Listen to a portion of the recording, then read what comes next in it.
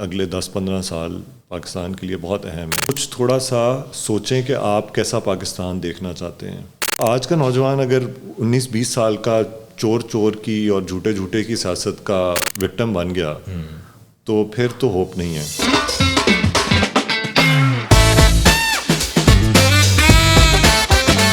السلام علیکم, hello and welcome everyone. This is Hussain Malik from met Pakistan. کہا جاتا ہے کہ پاکستان نے اگر فیوچر میں ترقی کرنی ہے, آگے بڑھنا ہے, تو پاکستان کو پاکستانیوں کے ایک ینگ لیڈرشپ کی ضرورت ہے اور ینگ بلڈ اور ینگ فیس کی ضرورت ہے. اور آج ایک ینگ لیڈر ہمارے ساتھ موجود ہیں who needs no introduction, mister Ahmad Iqbal صاحب. Sir, thank you so much for being on شو.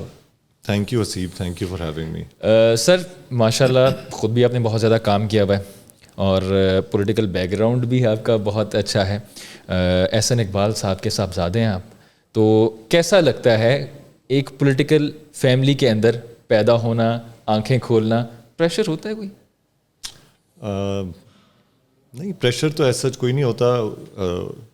اور نہ, سب سے پہلے تو مطلب میرے فادر نے اپنی ساری زندگی پولیٹکس میں گزاری, لیکن ایز اے ایجوکیٹڈ پڑھے لکھے پروفیشنل کے طور پہ اس ملک کی سیاست میں اپنی جگہ بنائی اور اپنا نام بنایا. تو کوئی اس طرح کا ایلیمنٹ نہیں تھا کہ کوئی انہوں نے کوئی پولیٹیکل لیگسی انہیریٹ کی ہو. انہوں نے بہت محنت کی, اسٹرگل کی, خاص طور پہ جب وہ 80s میں امریکہ سے MBA کر کے واپس آئے. تو as a young 30 year old something, اس وقت کی سیاست میں جو آج کی سیاست سے زیادہ روایتی انداز کی سیاست تھی, ایک مین اسٹریم پارٹی میں اپنی جگہ بنانا, پھر ایک نئی پھر ایک حلقے میں جا کے الیکٹورل بیس بنانا, اور اس کے لیے بڑی محنت چاہیے ہوتی ہے. سو وہ اس لحاظ سے ہی از اے سیلف میڈ پولیٹیشین, اور سو وہ ایک انسپریشن بھی ہیں اور ایک رول ماڈل بھی ہیں کہ اگر آپ کا گول اور آپ کی انٹینشنز جو ہیں ان میں کلیئرٹی ہو کہ میں کسی مقصد کے لیے یہ کام کر رہا ہوں, اور آپ اس میں محنت کریں, تو اس سسٹم میں بھی اپرچونیٹیز ملتی ہیں اور انسان گرو کر سکتا ہے. نیت اچھی اور انسان محنت کرے تو اللہ تعالیٰ ڈیفینیٹلی کامیاب کرتے ہیں. Let's talk about your early life. Where were you born, اور آپ کا چائلڈہڈ کیسا تھا؟ میرا چائلڈہڈ بہت اچھا تھا, اور لاہور کا ایک محلہ ہی کہہ لیں, فاضلیہ کالونی, جو جہاں ہمارا آبائی گھر تھا, میرے دادا نے بنایا, وہاں پر بچپن زیادہ گزرا. اور بڑا ایک ایسی وہ ایک مکسڈ نیبرہڈ تھا. اس کے ساتھ یہ شاہ جمال کی آبادی ہے, اور ایک وہ کچی بستی ہے, اور پھر وادت روڈ, فیروز پور روڈ. تو بچپن سائیکل پہ شادمان گھومنا پھرنا, اور وہیں پر یہ اس زمانے میں ڈبل وکٹ کرکٹ کا بہت چرچا ہوتا تھا. تو وہ ہمارے گھر کے سامنے والی گلی میں ڈبل وکٹ ٹورنامنٹ ہوتا تھا, نیا اس وقت فلڈ لائٹس کے ساتھ. بڑا اچھا بھرپور بچپن گزرا. اور اس کے بعد پھر ہم اسلام آباد چلے گئے 97 میں. اسلام آباد تھوڑا سا اس وقت 90s کا اسلام آباد, اور عمر کا وہ حصہ کہ جب آپ ٹین ایج میں انٹر ہونے والے ہیں, بڑا ایک سنسان سا اور بڑا مشکل تھا وہ ایڈجسٹ کرنا وہاں پہ اسلام آباد کی سنسانی میں. جہاں پہ آپ دیکھ رہے ہو کہ لاہور میں لائیولی ہوتا ہے, بہت انرجیٹک لوگ ہوتے ہیں, اور ایک الگ ہی لائف ہوتی ہے لاہور کی. لیکن ایز کمپیئر ٹو لاہور, اسلام آباد تو بہت ہی ایک تاریک ہوتا ہے, اور بہت ہی کیا اس کو کہتے ہیں, خاموشی بہت زیادہ ہوتی ہے. اسلام آباد میں آپ کو خود کوئی ایکٹیویٹی جنریٹ کرنی پڑتی ہے. مثلاً آپ سائیکل لے کے نکل گئے تو پھر آپ کوئی چشمہ, کوئی پہاڑ پہ نکل گئے, وہاں پہ نیچر ہے, ہائیکنگ کرنے کو ہے. لیکن ایک لاہوری کے لیے اسلام آباد میں جا کے ایڈجسٹ ہونا مشکل ہوتا ہے. لیکن اب عمر کے اس حصے میں کہ اب اسلام آباد کا سکون پسند آتا ہے. اسلام آباد کا سکون تو آپ کو پسند آتا ہے, لیکن ابھی بھی ماشاء اللہ آپ ینگ ہیں. تو جب اسلام آباد آپ نئے گئے تو کیسا ایکسپیرینس تھا آپ کا وہاں پہ؟ اور ایک کلیشے ہوتی ہے کہ بات ہے کہ اسلام آباد کے لوگ رات 9 بجے سو جاتے ہیں, کہ واقعی حقیقت ہے اس میں؟ اچھا, میرا اسلام آباد کا ایکسپیرینس تھوڑا سا ڈفرینٹ تھا, اور میں نے تقریباً کلاس 5 کے بعد اسکول سے 2-3 سال کی چھٹی لی اور میں مدرسے میں حفظ کر رہا تھا. ماشاء اللہ. تو جب ہم اسلام آباد شفٹ ہوئے تو میں کسی اسلام آباد کے اسکول میں نہیں بلکہ پنڈی میں کالج روڈ پر ایک مدرسہ ہے جو بڑا تاریخی مدرسہ ہے اور وہ بڑی گنجان آبادی کے اندر واقع ہے. تو میرا زیادہ وقت جو ہے دن کا وہ تو پنڈی کی گلیوں میں گزرتا تھا یا مدرسے میں گزرتا تھا. اور تو وہاں صبح جانا, پھر دوپہر کو بریک ہونی, پھر ایکسپلور کرنا راجہ بازار اور صرافہ بازار اور کالج روڈ, کمیٹی چوک. وہ میں نے میری وہ والی لائف جو تھی وہ پنڈی کی وہ تقریباً ویسی ہی تھی جیسے لاہور کی تھی. یہ بڑا تاریخی شہر ہے پنڈی کا بھی. اور اچھا, پنڈی میں ایک خاص قسم کی زبان بولی جاتی ہے, تو وہ تھوڑا بہت آتا ہے آپ کو وہ زبان؟ نہیں, وہ زبان اس وقت میں نے سیکھ لی اور پھر میں ناروال گیا اور میں نے جب وہ بولنی شروع کی تو لوگوں نے میرا مذاق اڑانا شروع کر دیا کیونکہ پنجابی میں اور اس میں بہت فرق ہے. اور لیکن وہ بالکل وہ ایک ڈسٹنکٹ ڈائلیکٹ ہے اور بڑا خوبصورت ہے وہ بھی. پاکستان اس لحاظ سے بلیسڈ ہے کہ یہاں پہ تقریباً میرا تو خیال ہے کہ بلکہ یہ تو کافی بات لوگ بھی کہتے ہیں 100 کلومیٹر بعد واقعی میں زبان کا لہجہ تبدیل ہوتا ہے, لوگوں کے بات کرنے کا انداز, رویے چینج ہوتے رہتے ہیں. اور یہ لوگ سمجھتے نہیں ہیں اس چیز کو. ہم سمجھتے ہیں کہ پاکستان ایک مونولیتھک ایک ہی طرح کے لوگ یہاں پہ بستے ہیں, لیکن یہاں پہ بڑی ڈائیورسٹی ہے ایک ہی ضلع میں. مطلب میں بہت بڑی بات نہیں کرتا, پنڈی اور ناروال اور لاہور تو بہت دور دور کے علاقے ہیں. میرے اپنے ڈسٹرکٹ ناروال میں جو بولی شکر گڑھ کی جس انداز سے بولی جاتی ہے وہ ناروال سے بالکل مختلف ہے. اسی طرح ظفروال والوں کی تھوڑی سی اپنی ڈسٹنکٹ آئیڈینٹی ہے. تو ایک ہی ضلع میں رہنے والے لوگوں کی اپنی آئیڈینٹیز, ہسٹری, کلچر ہے, اور اس کو اتنا اپریشیٹ نہیں کیا جاتا. میرے خیال میں اس کو اپریشیٹ کرنا چاہیے, اس میں پرائیڈ لینا چاہیے. اور اس کو یہ بھی ایک پاکستان کی خوبصورتی ہے. پاکستان کی خوبصورتی ہے اور ہر زبان کی ایک ایک اسپیشلٹی ہوتی ہے, خوبصورتی ہوتی ہے. اس سے اس علاقے کے لوگ جو ہیں وہ پہچانے جاتے ہیں, ریکگنائز ہوتے ہیں. Let's talk about your education. Start میں ایجوکیشن آپ نے کہاں سے لی؟ کیونکہ یہ سن کے بہت خوشی ہوئی کہ ماشاء اللہ آپ حافظ قرآن ہیں. ہاں جی, میری بڑی ڈائیورس قسم کی بیک گراؤنڈ ہے. میں نے لاہور گرامر اسکول میں بچپن میں کلاس 5 تک پڑھا. ہمارے فاضلیہ کالونی میں گھر کے ساتھ ہی تھا. پھر مجھے ادھر لاہور میں ایک مدرسے میں ایک چند سال پڑھنے کا اتفاق ہوا. پھر پنڈی میں کچھ سال 1-1.5 سال مدرسے میں پڑھا. پھر جب میں نے مکمل کر لیا حفظ تو اسلام آباد میں بحریہ کالج نیوی کا ایک اسکول ہے, پبلک اسکول ہے, اور اس وقت بڑا اچھا اسکول ہوتا تھا. تو وہاں پر داخلہ لیا. وہاں سے میٹرک اور ایف ایس سی کی. میٹرک ایف ایس سی کرنے کے بعد پری میڈیکل اسٹوڈنٹ تھا. 1 سال داخلہ نہیں ہوا, 1 سال انتظار کیا, دوبارہ تیاری کر کے سارے امتحان دیے. لیکن جب دوسرے سال داخلہ ہو گیا میڈیکل کالج میں, وہ 1 سال نے مجھے بڑا ہیلپ کیا. اور میں ویسٹ میں تو خیر کہتے ہیں کہ آپ کو 1 سال آف لینا چاہیے اپنے آپ کو ایکسپلور کرنے کے لیے. تو تب مجھے یہ اندازہ ہوا کہ میڈیسن ایک ایسا پروفیشن ہے کہ ایک تو لائف لانگ کمٹمنٹ تو ہوتا ہی ہے, بٹ یہ تب کرنا چاہیے کہ اگر آپ کے اندر اس کا پیشن ہو جس چیز کا. تو پھر I decided to switch to economics. اور پھر میں نے لاہور اسکول آف اکنامکس سے بی ایس سی آنرس کیا. کچھ سال کام کیا, نوکری کی کراچی میں, لاہور میں, اور پھر امریکہ سے ماسٹرز کیا پبلک ایڈمنسٹریشن. اچھا, وہ لڑکا, ایک نوجوان لڑکا, ینگ لڑکا جس نے لاہور کی گلیوں کو ایکسپلور کیا, پھر پنڈی چلے گئے, پنڈی کی گلیوں کو ایکسپلور کیا, یہاں پہ پڑھائی کی, پھر اچانک سے مائنڈ میں ایسا کیا خیال آیا کہ یار جائیں پینسلوینیا, فلاڈیلفیا سے جا کے یونیورسٹی آف پینسلوینیا پہ جا کے وہاں سے ڈگری حاصل کی جائے.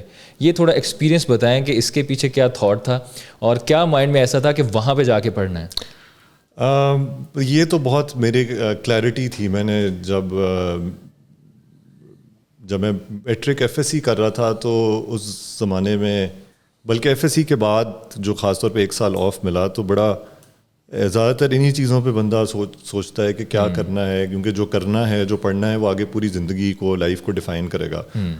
تو اور انڈر گریڈ میں میرا ایڈمیشن بھی امریکہ میں ہو گیا تھا, لیکن اس وقت والد صاحب نے یہی کہا کہ اگر اسکالرشپ ملتی ہے تو ٹھیک ہے, نہیں تو پھر بعد میں ماسٹرز. یعنی وہی ٹپیکل جو فادر کی ڈسکشن ہوتی ہے نا, فادر سن ڈسکشن, وہی چل رہی تھی. ہاں, تو لیکن وہ اس لحاظ سے اچھا بھی ہوا کیونکہ پاکستان میں انڈر گریڈ کرنے کا فائدہ یہ ہوتا ہے کہ اگر آپ نے پاکستان میں ہی رہنا ہے کہ آپ کے ایک تو لوکل کانٹیکسٹ, لوکل آپ جن لوگوں کے ساتھ پڑھتے ہیں وہ آپ کے دوست ہوتے ہیں, آپ کا نیٹ ورک ہوتا ہے, اور جہاں پہ آپ نے رہنا ہے وہ بڑا ضروری ہوتا ہے زندگی میں, ایک نیٹ ورک, دوست, کیونکہ انہی سے رونق ہوتی ہے زندگی میں. تو انڈر گریڈ کا ایکسپیرینس بھی اچھا تھا, میں نے ڈبیٹس بہت زیادہ کیں انڈر گریڈ میں. ہم انڈیا, چائنا, کوریا, پاکستان کی ٹیمز لے کے گئے. سو اس لحاظ سے وہ ایک گلوبل ایکسپیرینس بھی میرے لیے تھا کہ پاکستان کی representation as a college student دوسرے ملکوں میں جا کے کرنا اور انٹرنیشنل اسٹیج پہ کمپیٹ کرنا, اور ایل ایس سی نے پورا ہمیں موقع دیا اس چیز کا.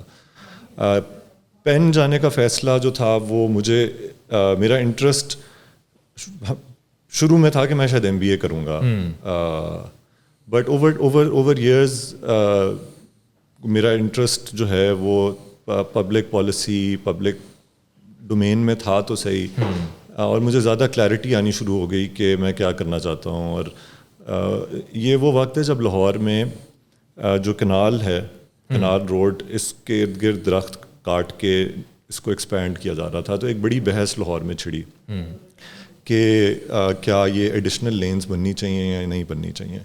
اور جو ڈسکشن اور ڈبیٹ کا ڈسکورس تھا وہ درختوں سے آگے بات نہیں جاتی تھی. تو اس وقت میں نے کچھ پڑھنا شروع کیا, کچھ دوست ایسے ملے جنہیں ان چیزوں کا بہتر علم تھا, اور انہوں نے بتایا کہ یہ دنیا بھر میں جو سڑک کی ایکسپینشن ہے یہ کبھی بھی ٹریفک کا سلوشن نہیں ہوتا, کیونکہ یہ اسی طرح ہی ہے کہ آپ کسی پتلے پائپ کو موٹا کر دیں تو پانی کا پریشر اگر زیادہ ہے تو وہ تو موٹا پائپ بھی بھر جائے گا. اس سے بلکہ ٹریول کی ڈیمانڈ بڑھتی ہے. جب آپ رستہ کھولتے ہیں تو پھر لوگ زیادہ کہیں گے کہ ٹھوکر سے آگے پلاٹ لو, کیونکہ اب تو سڑک چوڑی ہو گئی ہے. تو آپ جتنی سڑک کھولتے رہیں گے اتنی ٹریفک بڑھتی رہے گی, اور ایونچولی سڑک پہ آپ 8 لینز بھی ڈال دیں تو 8 بھی کلاگ ہو جائیں گی. تو پھر مجھے اندازہ ہوا کہ یہ تو ہمارے شہر جس طرح ہم بناتے ہیں, ہمارے ہاں تو کوئی ڈسکورس اور ڈسکشن ہے ہی نہیں. اور میرے لیے میں بچپن سے لے کے ہمیشہ زندگی میں ایک چیز جو میری کانسٹنٹ رہی کہ سٹی والا پیپر اور سپورٹس والا پیپر کبھی نہیں چھوڑا, جو مارننگ نیوز پیپر کا. تو سٹی کا پیپر بچپن سے مجھے یاد ہے اب تک. آپ کسی بھی دن اٹھا لیں جس دن بارش نہ ہوئی ہو اور یا کوئی رینبو نہ بنی ہوئی ہو, ہر روز سٹی پیپر کی جو مین تصویر ہوتی تھی وہ اس شہر کے بازار کی ٹریفک ہوتی تھی کہ ٹریفک پھنسی ہوئی ہے, ٹریفک پھنسی ہوئی ہے, ہجوم بنا ہوا ہے, گاڑیاں پھنسی ہوئی ہیں.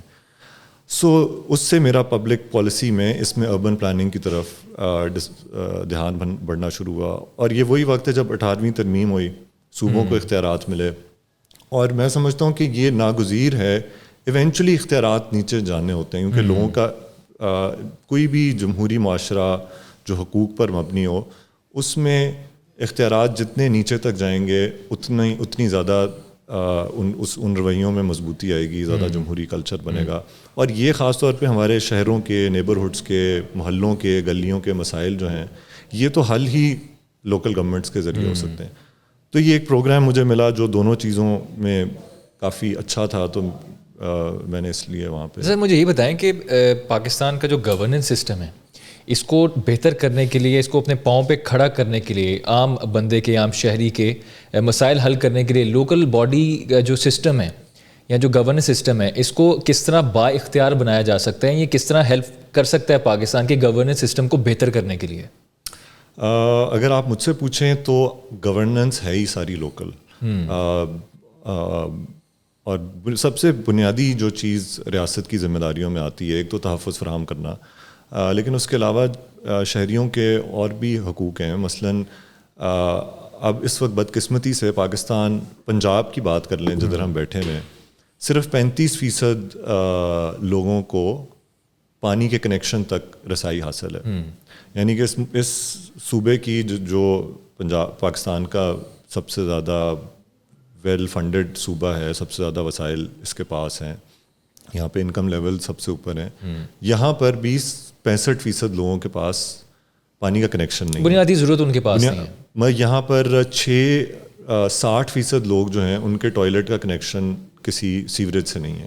تو اب وہ کیسے اپنی زندگیاں گزارتے ہیں تو یہ آپ کے سامنے ہے. نہ کوئی سیوریج کا نظام ہے, بارش ہو جائے پانی کھڑا ہو جائے, پھر کون سا پانی کس کے ساتھ مل جاتا ہے. کئی دفعہ سارا سال ایسے بھی دیہات ہیں جہاں پہ پانی کھڑا رہتا ہے اور بیماریاں جنم لیتی ہیں. اور مطلب آج 21ویں صدی میں 2022 میں دنیا جو ہے وہ انفارمیشن ٹیکنالوجی ریولوشن سے بھی آگے نکل گئی ہے, آرٹیفیشل انٹیلیجنس, روبوٹکس اور کہاں.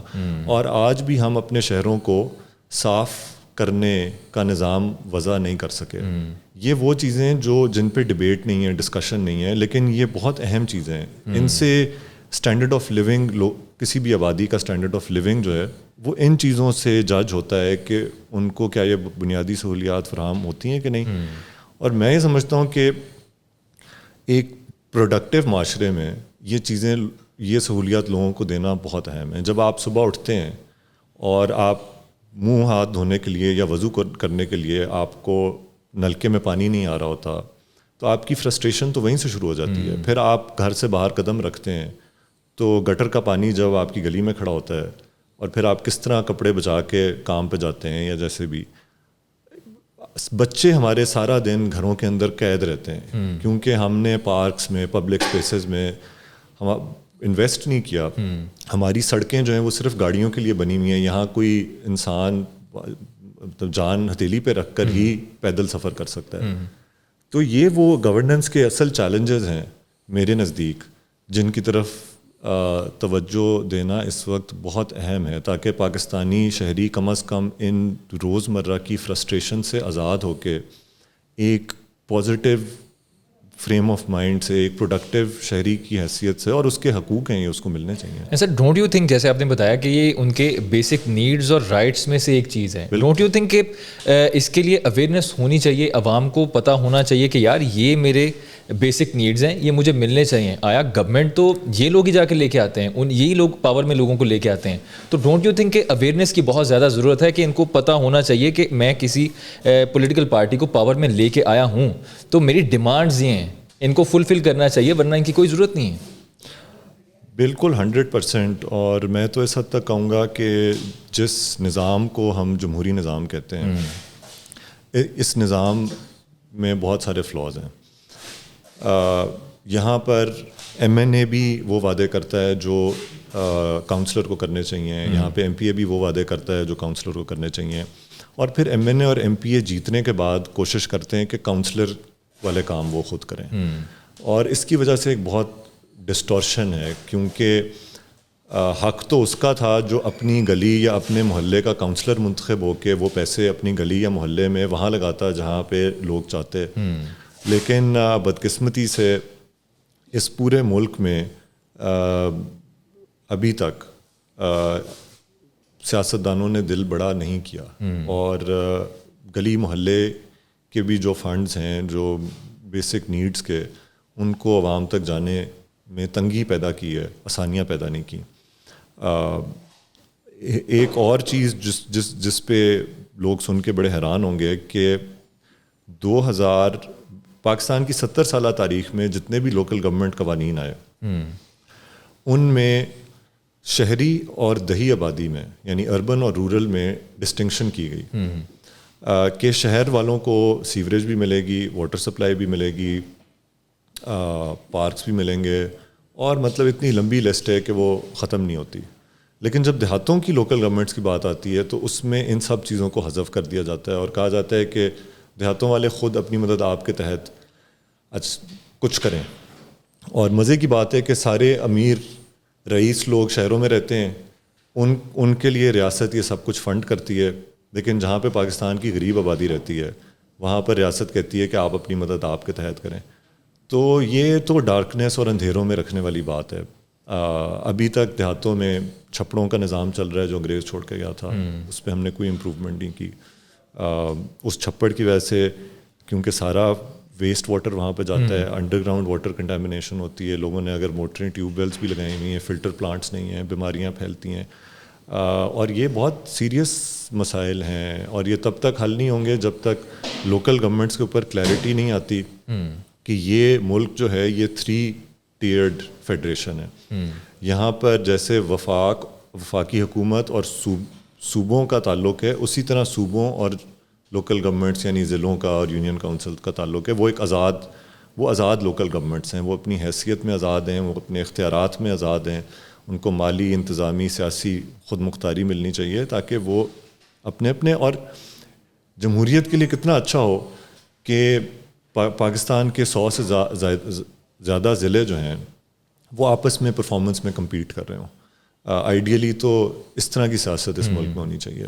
ایک ہیلدی وے میں جو ہے پورا ملک ترقی کرے. اب جب ملک عوام ترقی کرتی ہے تو ہی ملک ترقی کرتا ہے. آپ نے ویسے بہت اچھا پوائنٹ ریز کیا کہ ایم این اے اور ایم پی اے اب تک پاکستان کا اگر نظام دیکھا جائے اب تک جو ہیں وہ لوکل باڈی سسٹم میں انوالو ہیں.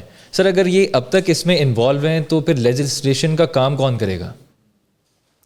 یہ تو ایک اس میں درستگی ہونے والی ہے، کریکشن ہونے والی ہے، کیونکہ وسائل اور طاقت ساری پروونس کے پاس ہے یا زیادہ تو پروونس کے پاس ہے. اس لیے میرے خیال میں جو ریئلسٹکلی اچھا میئر بھی ہو سکتا ہے وہ ایم پی اے کا الیکشن لڑتا ہے، کیونکہ وہاں پہ اس کو کچھ نہ کچھ وسائل مل سکتے ہیں اور بہت ڈفرینٹ اسکل سیٹ چاہیے لیجسلیٹو پالیٹکس کے لیے اور لوکل میئرل پالیٹکس کے لیے. بڑے ڈفرینٹ اسکلس چاہیے. میئر جو ہوتا ہے وہ ایک طرح کا ایک ادارے کا ہیڈ ہوتا ہے یا اس شہر کا سی ای او ہوتا ہے. اس کا کام ہوتا ہے کہ میں نے اگر ایک شہر ایک کمپنی کی طرح ہے کہ میں نے اس کمپنی کی ویلیو میں ایڈیشن کرنی ہے، اس کی سروسز کو امپروو کرنا ہے، اس کے ڈپارٹمنٹس کو ایفیشینٹ بنانا ہے تاکہ یہاں پہ رہنے والے لوگوں کی زندگی جو ہے وہ آسان ہو اور سمپل ہو. اور سر ابھی تک ہم نے دیکھا ہے کہ لوکل باڈیز الیکشن زیادہ تر ڈکٹیٹرشپ میں ہوئے ہیں. تو آپ جیسے کہ چیئرمین ڈسٹرکٹ کاؤنسل نارووال بھی رہیں، تو مشرف دور میں بلدیاتی ایکٹ زیادہ بہتر تھا، اس میں زیادہ اختیارات تھے، یا جب آپ چیئرمین بنے تھے تب زیادہ تھے؟ اگر آپ کے سوال کا میں جواب دے دیتا ہوں، لیکن اس کی بھی ایک پس منظر ضروری ہے. اگر تو ایکٹس کا مقابلہ کیا جائے تو میں سمجھتا ہوں کہ جو پرویز مشرف کے دور میں لوکل گورنمنٹ کا لاء آیا تھا وہ بڑا اچھا لاء تھا. اس میں بہت زیادہ اختیارات تھے لوکل گورنمنٹس کے پاس. لیکن کچھ لوگ کہیں گے کہ جتنے لوکل گورنمنٹ کے پاس ہونے چاہیے اس سے بھی زیادہ تھے. اس کی وجہ یہ ہے کہ اس وقت نیشنل اور پروونشل اسمبلیز ڈیزالو ہوئی ہوئی تھیں اور وہ آئسولیشن میں قانون بنا تھا. اس وقت کوئی پروونشل گورنمنٹ ایگزسٹ نہیں کرتی تھی، تو انہوں نے سارے کے سارے اختیارات لوکل گورنمنٹس کو دے دیے. اور کچھ لوگ یہ بھی کہیں گے کہ اس میں شاید چیکس اینڈ بیلنسز اتنے اچھے نہیں تھے، لیکن وہ امپروو، کوئی بھی سسٹم ہے اچھا ہے برا ہے، اس کو آپ امپروو جب تک اس کو نہیں کرتے تو there is always room for improvement. لیکن اس کا انٹینٹ بہت غلط تھا.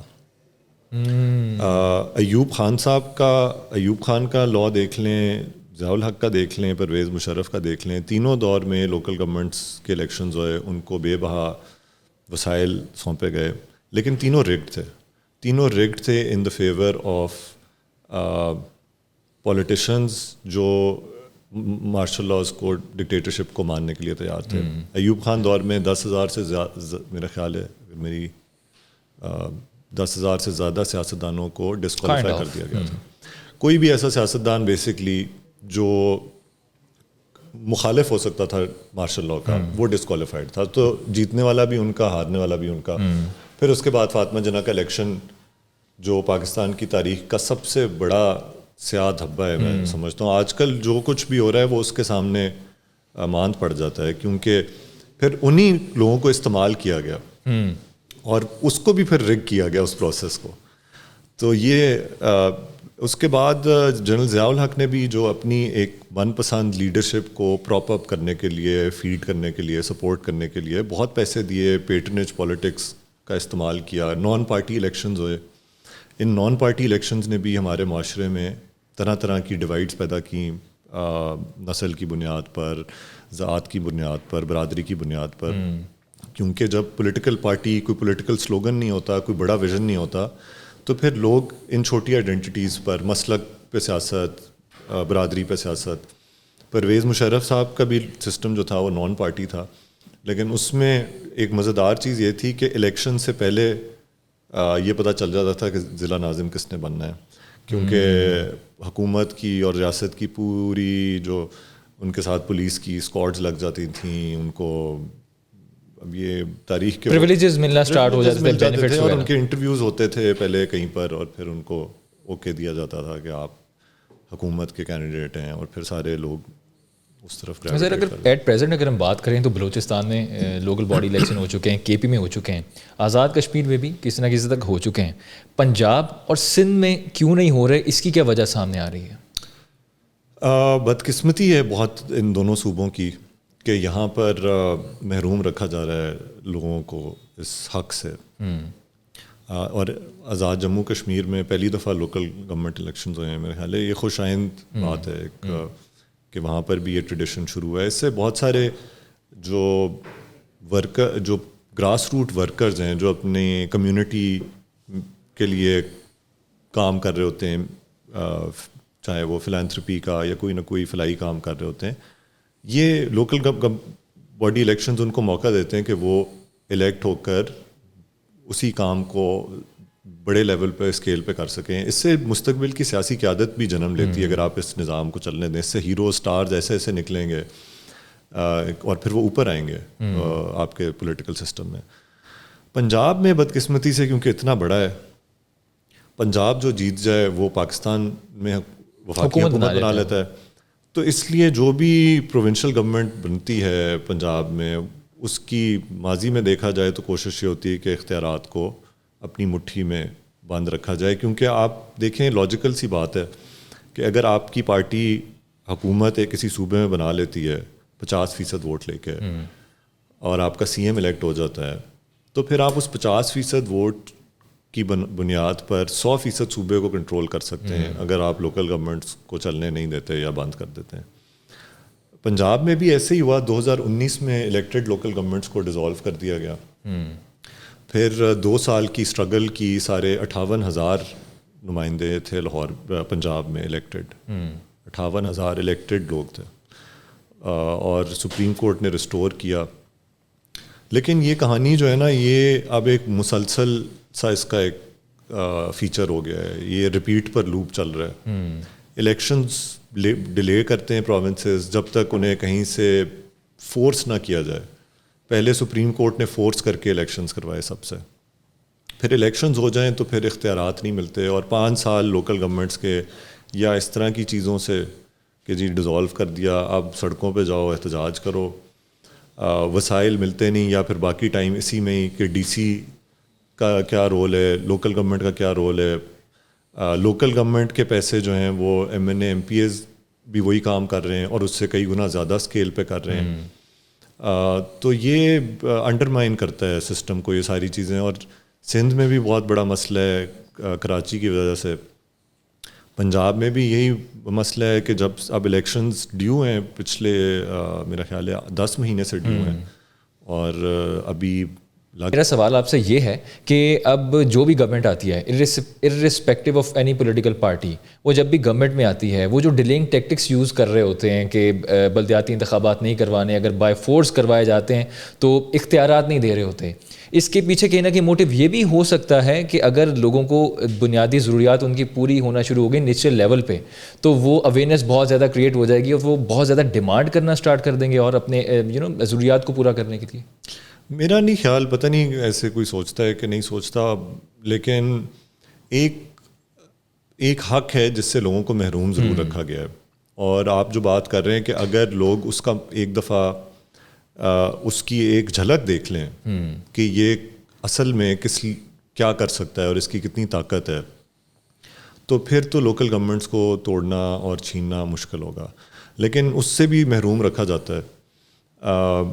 اب اصل بات تو ہے پاور کی، وسائل کی، کنٹرول کی. 70 سال اس ملک میں لگے، تقریباً 65 سال صوبوں کو اپنے حقوق لینے میں. پہلے وفاق نے جکڑ کے رکھا ہوا تھا اس حد تک کہ گلگت بلتستان سے لے کے کراچی، گوادر اور رستے میں سارے لیفٹ رائٹ پرائمری سکولز بھی فیڈرل گورنمنٹ بناتی تھی. بیسک ہیلتھ یونٹس بھی فیڈرل گورنمنٹ بناتی تھی, اور بڑی بڑی طاقتور منسٹریز تھیں, بڑی بڑی طاقتور افسر تھے.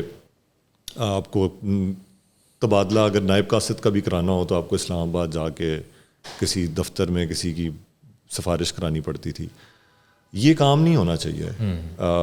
جو دنیا بھر میں آپ دیکھ لیں, مطلب اس میں آپ ترقی یافتہ ملکوں کو دیکھ لیں,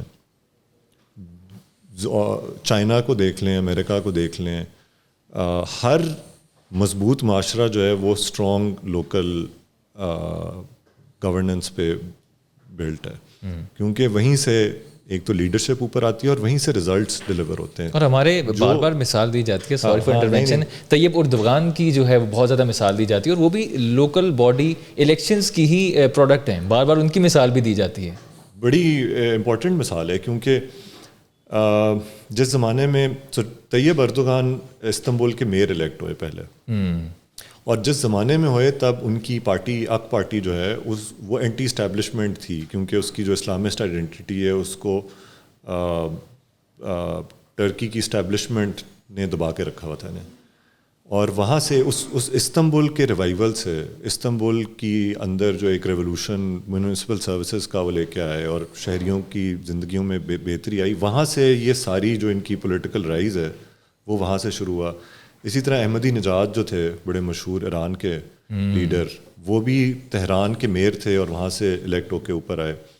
اور ایک بڑی مزیدار مثال ہے کہ یہ پریزیڈنٹ اوباما کے جو چیف آف سٹاف تھے, جو پہلی دفعہ اوباما الیکٹ ہوئے, چیف آف سٹاف جو ہے وہ بڑا طاقتور شخص ہوتا ہے, وہ وائٹ ہاؤس کو کنٹرول کرتا ہے. ایگزیکٹلی. تو وہ ریم ایمینول جو ہیں, انہوں نے وائٹ ہاؤس سے استعفیٰ دے کے شکاگو کے میئر کا الیکشن لڑا, اور وہ وہاں جا کے ایز اے میئر انہوں نے سرو کیا. تو اس کی وجہ یہی ہے کہ یہاں پر اگر آپ پبلک سروس اورینٹیشن ہو آپ کا, ایک میئر لوکل گورنمنٹ جو ہے وہ کوئکسٹ اسٹرانگسٹ وے ہے ٹو افیکٹ پیپلز لائفز. ایک کچی بستی میں آپ ایک خوبصورت پارک بنا دیں, میرے خیال میں اسی سے لوگوں کی زندگیوں میں فرق آ جاتا ہے, بہتری آ جاتی ہے. آپ ایک محلے میں سیوریج بچھا دیں تو لوگوں کی آپ جان جو ہے وہ عذاب سے نکال لیتے ہیں, جو روز وہاں پہ ان اینٹیں رکھ کے پتھر رکھ کے جو زندگیاں گزار رہے ہوتے ہیں, اور کس بدبو اور گندگی میں. سو لوکل گورنمنٹ کی بہت ساری آئی تھنک پبلک سروس میں میں تو ینگ لوگوں کو انکریج کروں گا کہ وہ لوکل گورنمنٹس کی امپاورمنٹ کی ریوائول کی بات کریں. اور پاکستان کا جس طرح کا ڈیموگرافک ہے, میرے خیال میں ایک چیز جو لوکل گورنمنٹس آئے گی, اس سے نئی لیڈرشپ آئے گی, کیونکہ کہا جاتا ہے کہ پاکستان کی جو زیادہ تر پاپولیشن ہے وہ 65% نوجوانوں پر مشتمل ہے. تو اتنی زیادہ ہمارے پاس ریسورس ہی ایک طرح کا, تو ہم ان پہ انویسٹ کریں گے تو ہی ملک میں ہمیں لیڈرشپ بھی ملے گی, نئے نئے لوگ ملیں گے, نئے فیسز ملیں گے. سر 2016 سے 2021 تک آپ چیئرمین ڈسٹرکٹ کاؤنسل نارووال رہے. اس دوران, اس پورے پیریڈ کے دوران آپ کو کس قسم کے چیلنجز فیس کرنے پڑے, اور آپ نے کیا کیا کام کیا اس پورے ٹینیور میں؟ چیلنجز یقیناً چیلنج کے بغیر کوئی چیز انٹرسٹنگ نہیں رہتی. آئی تھنک پہلی دفعہ الیکٹ ہو کے میرے لیے تو پہلا الیکشن تھا, فرسٹ پبلک آفس, جب میں نے کاؤنسلر کا الیکشن جیتا اور پھر ضلع کاؤنسل کے چیئرمین کا الیکشن جیتا. ایک کوشش یہ کی کہ کنسنسس جو اس ملک میں اس وقت ایک پولیٹیکل پولرائزیشن ہے, اور ہر سطح پر ہوتی ہے, تقسیم ہوتی ہے, کہیں پہ سیاسی پارٹیوں کی بنائی ہوئی, کہیں پہ برادریوں کی, کہیں پہ جغرافیائی طور پہ بھی تفریق ہوتی ہے. تو ایک جو چیلنج تھا وہ یہ تھا کہ کوشش کرنی تھی کہ کاؤنسل کا ماحول ایسا رکھا جائے کہ اس میں کلیکٹیو ڈیسیجن میکنگ ہو اور سب کو ساتھ لے کے چلا جائے. اور تو وہ میرا الیکشن بھی ان اپوزڈ ہوا. سب سے پہلی تو اس کی بنیاد میرے خیال ہے وہیں پر ڈل گئی تھی جب سارے ہاؤس نے میرے پر اعتماد کیا، including PTI، including Jamaat Islami. اس کے بعد ہم نے جتنی بھی ایکٹیویٹیز انڈرٹیک کی وہ کنسنسس کے ساتھ کی، کیونکہ میں اس چیز پہ یقین رکھتا ہوں کہ اگر آپ آج کسی کے مینڈیٹ کا احترام نہیں کر رہے تو سیاست میں اوپر نیچے یہ سیاست کا پرماننٹ فیچر ہے. ایگزیکٹلی. تو آپ کے بھی مینڈیٹ کا احترام نہیں ہوگا. تو اچھی روایات کو جو ہے وہ اس کے بیج بونے چاہیے. ہم نے تمام یونین کاؤنسلز کو فنڈنگ دی، ان کی ڈیولپمنٹ شیئر جتنا بنتا تھا، اور ڈسٹرکٹ وائڈ کمپٹیشنز کرائے، ڈسٹرکٹ گیمز کا تصور لے کے آئے کہ جو نوجوان ہیں ان کو کوئی ہیلدی ایکٹیویٹی ملے. Around 2500 young sportsmen and sportswomen in Narowal were involved in multiple sports from kabaddi to cricket to hockey. Nice. That was one of the مطلب ایک اچھی ایکٹیویٹیز میں سے وہ تھی. ہم نے یہ جو شجرکاری مہم ہے اس کو لوگوں تک لے کے گئے کہ لوگوں کو اس میں کوآپٹ کریں اور لوگوں کو پودے دیں اور لوگوں کے ساتھ مل کے پارٹیسپیٹری طریقے میں شجرکاری کی مہم کریں. بڑے اچھے گلمپس، اس کی بڑی اچھی سٹوریز ہیں. مطلب ایک ہم نے سڑک پہ ایک گاؤں کے ساتھ نئی سڑک بنی تھی اور کافی بنجر سی سوکھا سا علاقہ تھا، تو ہم نے وہاں پہ تھوڑے پودے جو ہیں وہ پلانٹ کیے along the route. انڈر اسٹافڈ تھی ہماری کاؤنسل، تو بس یہی رہتا تھا کہ چیزوں کی اپ کیپ، مینٹیننس. اور وہ سڑک بڑی زبردست ہے کیونکہ اس کے کوئی چند مہینے بعد میں وہاں پہ جب گیا تو میں نے دیکھا کہ چھوٹے بچے اس گاؤں کے بوتلوں میں پانی لے کے اور اٹھا کے وہ اس اپنی سڑک کے پودوں کو پانی دے رہے تھے. تو جس سے آپ کو ایک ہوپ بھی پیدا ہوتی ہے کہ اگر آپ کمیونٹی کے لیے کچھ کریں تو مطلب کمیونٹی اس کی اونرشپ بھی لیتی ہے اگر آپ اس کو صحیح انداز میں کریں. اور آپ کی اس بات سے مجھے بڑی خوشی ہوئی، اور اس بات سے میں تائید بھی کروں گا اس کی کہ پاکستانی قوم جو ہے، پاکستانی شہری ہیں، ان کو اگر اویئرنیس دی جائے کسی بھی پازیٹیو کام کے لیے تو یہ پراپر سمجھ کے اس پہ امپلیمنٹ خود بھی کرنے کی کوشش کرتے ہیں. Let's move forward. سیاست میں شائستگی کو فروغ دینے کی بات تو ہر جماعت کرتی ہے، لیکن ایسے لوگوں کو اپنی جماعت میں لگام کیوں نہیں دی جاتی جو مخالفین پر اخلاق اور تہذیب سے جو گرے ہیں نا، وہ الزامات دیے جاتے ہیں، گرے الزامات دیے جاتے ہیں.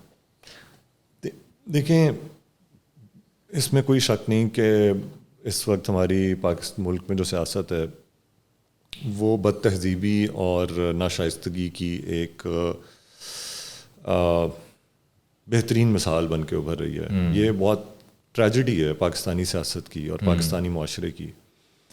اب ساتھ میں ایک اور چیز بھی ہے کہ اگر مال یہی بک رہا ہے اس کا مطلب ہے کہ لوگ اس کو پسند کر رہے ہیں. آپ ٹویٹر، سوشل میڈیا، فیس بک پر لوگوں کے کامنٹس اور جو پولیٹیکل ورکر ہے اس کی زبان دیکھ لیں تو یہ پریشانی کی بات ہے. It's a two way street. کچھ ذمہ داری لیڈرس کی بھی ہوتی ہے، لیکن کچھ ذمہ داری میرے خیال میں شہری کی بھی ہے.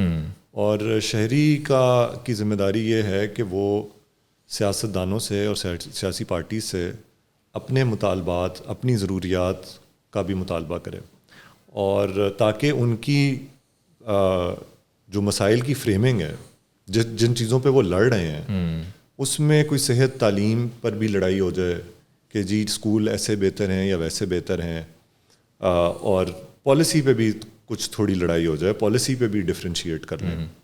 وہ تب اس کے لیے ووٹر کو تھوڑا سا تگڑا اور مضبوط ہونا پڑے گا، اور ووٹر کو بھی اپنی آواز، مسائل سیاستدانوں تک پہنچانے ہوں گے. یہ کس کا مسئلہ ہے یا کس کی صحت پہ فرق پڑتا ہے یا کس کی زندگی میں بہتری آتی ہے کہ میں اور آپ ایک مکالمے میں چلے جائیں ابھی کہ تم چور ہو، آپ کہیں تم زیادہ بڑے چور ہو، میں کہوں گا آپ اس سے بھی بڑے چور ہو. یہ کہاں جا کے ختم ہوگی؟ یہ تو نہیں کہیں ختم ہوگی، یہ چلتی جائے گی. یہ تو باٹم لیس پٹ ہے.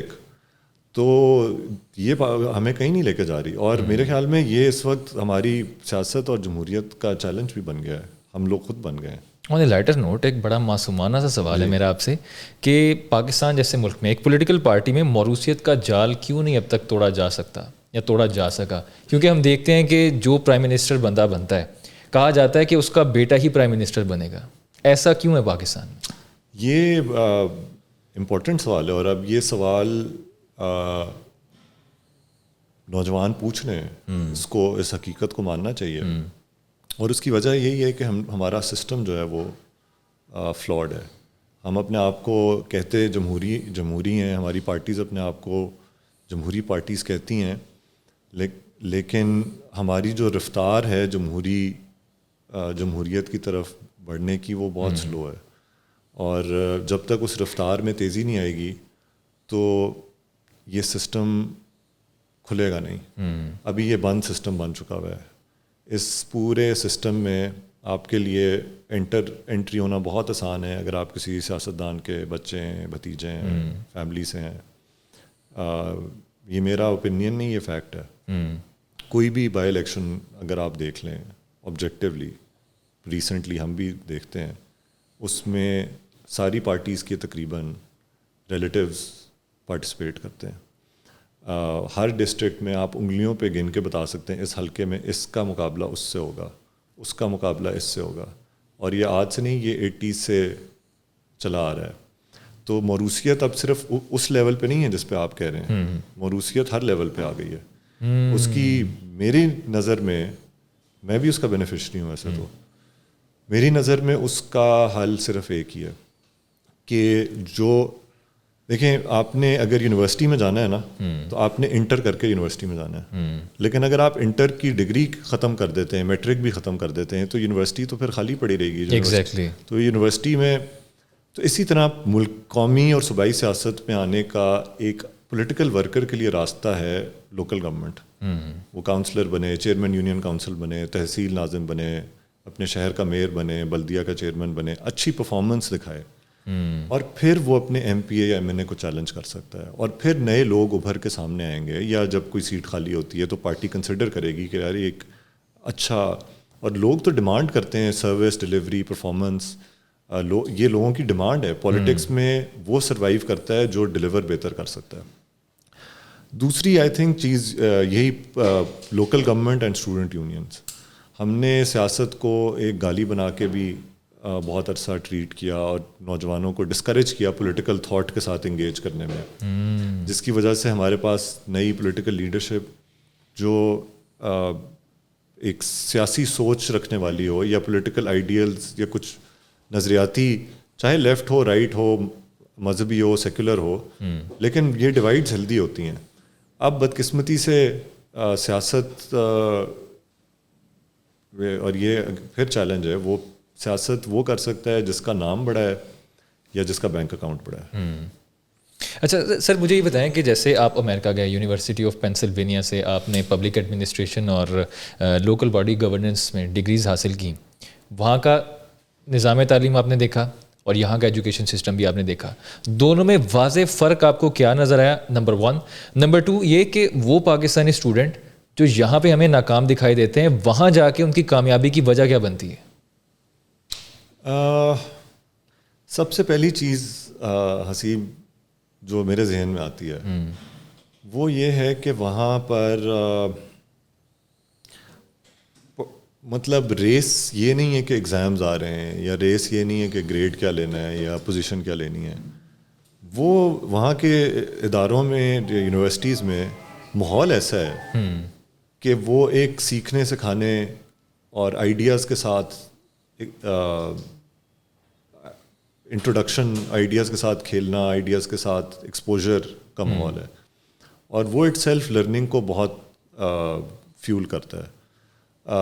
وہاں پر سوال پوچھنے کو برا نہیں سمجھا جاتا، سوال پوچھنے کو اچھا سمجھا جاتا ہے. یونیورسٹی میں آپ سوال پوچھتے ہیں. ایک ماحول کا تھوڑا سا فرق ہے، کوئی باؤنڈریز نہیں ہے لرننگ کی. لرننگ از باؤنڈ لیس. دوسرا، سوسائٹی کا اسٹرکچر بھی امپورٹنٹ ہے نا، کہ آپ نے سوسائٹی کس طرح بلڈ کی ہوئی ہے.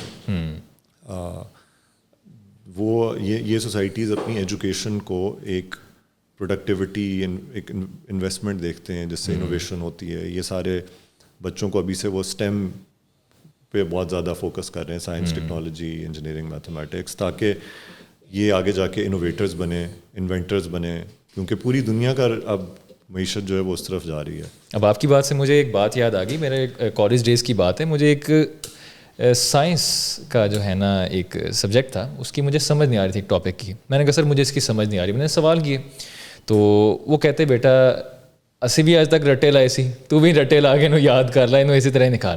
تو یعنی ہمارے یہاں پہ آپ کا یعنی آپ کے کہنے کا مطلب یہ ہے کہ ہمیں ایک ایجوکیشن میں ایک سسٹم بنانے کی ضرورت ہے, ایک انوائرمنٹ کریٹ کر دیں, بچے جو ہیں ایزیلی چیزوں کو سمجھنے سکیں گے, ہر چیز کو سمجھتے جائیں گے. اس سے لنک کرتے ہوئے ایک اور میرے پاس سوال یہ ہے کہ ہم دیکھتے ہیں کہ پاکستان میں ایجوکیشن سسٹم پرائمری لیول پہ ایسا ہے کہ بچوں کو یہ نہیں پتہ ہوتا کہ ہمارا ایریا آف انٹرسٹ کیا ہے.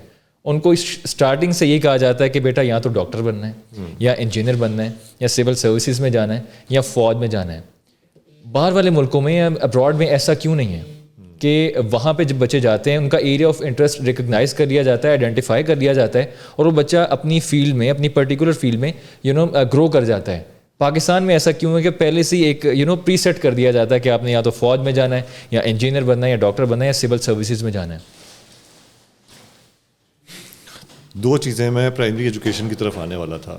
اور پاکستان کے جو ایجوکیشن سسٹم کا مسئلہ جو ہے نا وہ بیکن ہاؤس یا ایل جی ایس یا یہ تو کسی نہ کسی حد تک اپنے آپ کو انٹیون کر لیتے ہیں جو بھی دنیا کی مروجہ پریکٹسز ہیں. ہمارا مسئلہ ہمارا پبلک ایجوکیشن سسٹم ہے جو وقت کے ساتھ ساتھ بسیدہ سے بھی بدتر ہو چکا ہے. میں نے 90s میں ایک پبلک اسکول میں ایجوکیشن حاصل کی جو کہ ایک ریلیٹیولی کمپٹیٹیو ایجوکیشن اور ایکسپیرینس آفر کرتا تھا.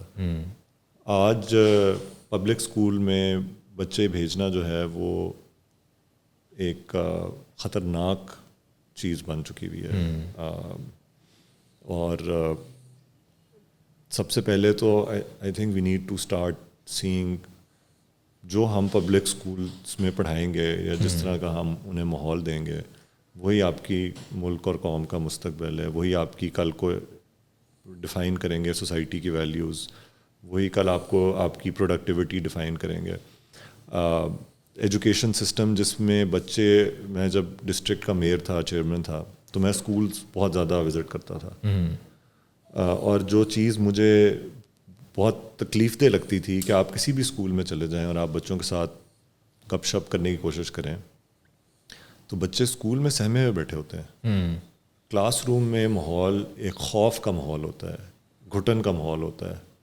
اور کسی بچے سے کلاس میں یہ سوال پوچھنا بھی کہ فرسٹ کون آتا ہے, عام طور پہ جو فرسٹ آتا ہے وہ کھڑا ہو کے بڑی خوشی سے فخر سے بتائے گا.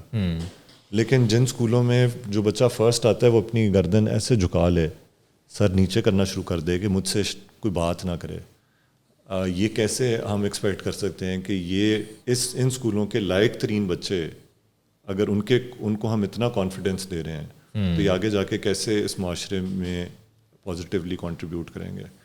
اور ابھی بھی ہمارے پبلک اسکولز میں حالانکہ بڑی کوشش کی گئی, فزیکل ابیوز ہوتا ہے, بچوں کو سوٹیوں سے ڈنڈوں سے مارا جاتا ہے. آپ جو بھی دیکھ رہا ہے کوئی اپنے قریبی اسکول میں چھاپا ماریں کسی دن, اور چھوٹی کلاسوں میں خاص طور پہ دیکھیں کسی نہ کسی استاد نے کلاس روم میں کہیں نہ کہیں ایک چھڑی چھپا کے رکھی ہوگی جو استعمال ہوتی ہے. تو جب یہ وہ آپ 21ویں صدی میں اگر ہم اپنے بچوں کو دے رہے ہیں تو یہ ایک بڑی خطرناک بات ہے. اور میرا خیال ہے کہ وہ جن کے بچے وہاں پڑھتے ہیں ان کے پاس آواز نہیں ہے, جن کے بچے نہیں پڑھتے ان کو فرق نہیں پڑتا, ان تک یہ چیزیں پہنچتی نہیں ہیں. یہ یہاں پہ بھی کہیں نہ کہیں لیک آف اویئرنیس ہے, کیونکہ وہ جیسے آپ بتا رہے ہیں کہیں نہ کہیں اپنے آپ کو ہیلپ لیس ہی فیل کر رہے ہوں گے, جو سکم کرتے جاتے ہیں, خاموشی سے وہ اس چیز کو ٹالریٹ کرتے جا رہے ہیں. سبجوگیشن ہی ہے پھر. آپ یہ کہہ سکتے ہیں کہ لوگوں کو اندھیروں میں رکھا ہوا ہے, اور یہ کتنی دیر چلے گا اور کیسے چلے گا, اور چل بھی گیا تو یہ ہمیں تو نقصان, پاکستان کے لیے کوئی اچھی چیز تو نہیں. بالکل. اپنے بچوں کو پڑھانا, اچھی ماحول دینا اسکولز میں تو وہ شوق سے جائیں, آؤٹ پرفارم کریں, تو پاکستان کے لیے اچھا ہے. ہمارے مطلب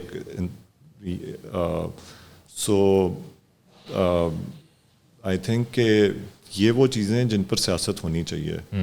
سیاست ان چیزوں پہ ہونی چاہیے, نہ کہ اپنے ذاتی مفادات پہ ہونی چاہیے. آن اے لیٹر نوٹ, کھانے میں کیا پسند ہے آپ کو؟ بریانی آلو والی پسند کرتے ہیں یا آلو کے بغیر پسند کرتے ہیں؟ کیونکہ یہ بھی کہیں نہ کہیں نیشنل ڈیبیٹ ہی بن جاتی ہے. اگر آپ سچ پوچھیں نا تو میں اتنا بڑا بریانی فین ہوں نہیں. میری فیوریٹ ڈش جو ہے وہ سفید چاول اور مسر کی دال. سفید چاول یعنی پیور ٹپیکل جو پاکستانی ڈش ہوتی ہے. ویسے پنجاب سے آپ کا اچار ہو جائے تو اور بھی سونے پہ سہاگا. سونے پہ سہاگا ہو جاتا ہے. بٹ آئی ڈونٹ مائنڈ آلو ان بریانی. آلو ان بریانی, آپ چاہے بریانی آلو کے ساتھ ہو یا آلو کے بغیر ہو, لیکن آپ کھا جاتے ہیں. یہ مجھے بتائیں کہ پنجاب سے آپ کی روٹس جڑی ہوئی ہیں. پنجابیوں کے بارے میں پری ڈومینیٹلی یہ کہا جاتا ہے کہ یہ کھانے کے خوش خوراک ہوتے ہیں. تو آپ جیسے آپ بتا رہے ہیں آپ تو بس سادہ خوراک پسند کرنے والے لگتے ہیں, یہ کیا وجہ ہے؟ بس نہیں, خوش خوراکی ہے بالکل ہمارے خون کے اندر رچی بسی ہے, لیکن میں خوش خوراکی کم مقدار میں کرتا ہوں. سر مجھے یہ بتائیں کہ ابھی تک تو آپ نے چیئرمین ڈسٹرکٹ کاؤنسل نارووال کو چیئرمین رہ چکے ہیں, تو آئندہ کے آپ کے کیا پلانز ہیں؟ صوبائی الیکشن یا نیشنل لیول پہ الیکشن لڑیں گے یا ابھی اسی طرف ہی رہنا ہے؟ فی الحال تو میرا سارا کا سارا فوکس جو ہے وہ لوکل گورنمنٹس پر ہے. اگر میں الیکشن نہیں بھی لڑتا تو میں سمجھتا ہوں یہ ایک ایسا کاز ہے اور ایک ایسا ریفارم کا ایریا ہے جو پاکستان کو بہت فائدہ پہنچا سکتا ہے, پاکستان کی جمہوریت کو مضبوط کر سکتا ہے, اس کو اسٹیبلٹی دے سکتا ہے. پاکستان میں جو اکثریت شہریوں کے بنیادی مسائل ہیں ان کو حل کرنے میں بہتری لے کے آ سکتا ہے. جب اختیارات اور طاقت گلی محلے تک جائے گی تو لوگ خود بخود اپنے بہت سارے مسئلے حل کر لیں گے. اور یہ جو ایک کانسٹنٹ اسٹیٹ آف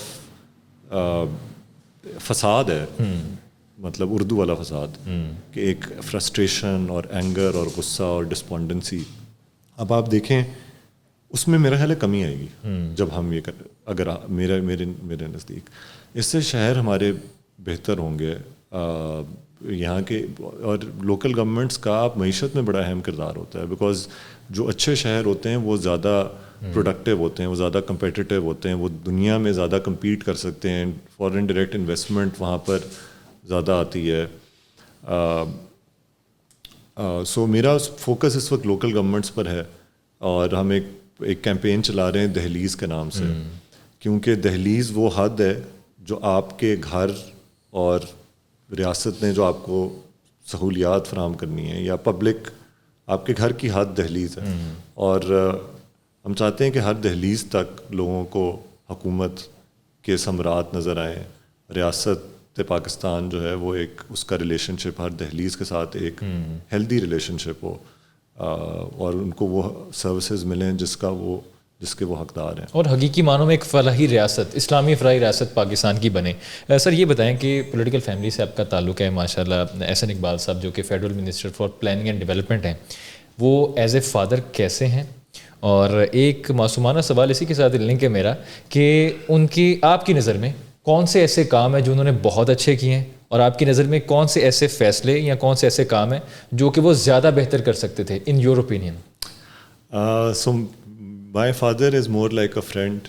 انہوں نے میرے ساتھ خاص طور پہ بڑے چھوٹے کا فرق نہیں رکھا, اور ایک growing up he was also like my best friend, and always جن سے آپ گائیڈنس, اور جب آپ کنفیوزڈ ہوں اور آپ کو کچھ سمجھ نہ آ رہا ہو تو he was that one person who I would talk to, and he would not tell me how to think, but he would give me the tools and the things to consider.